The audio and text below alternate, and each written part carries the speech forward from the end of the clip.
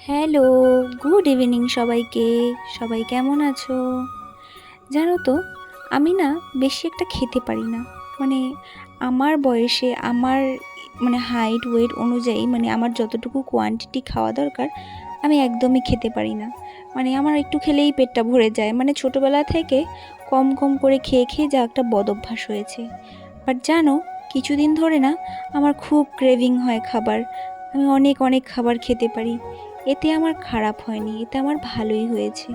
এরকম করে যদি আর কয়েকদিন কন্টিনিউ করতে পারি, মনে হয় আমি একটু মোটা হতে পারবো। সবাই বলে তুমি এত পাতলা কেন, তুমি এত পাতলা কেন। এগুলো ভেবে ভেবে নিজেকে ভেবেছি না, এবার আমি মোটা হয়ে ফাইনালি এবার আমি মোটা হয়েই দেখাবো। তো না আমার না এই যে সাদা চাউমিনটা আমার দিদির হাতে স্পেশাল। এই চাউমিনটা দিদি খুবই ভালো বানায়।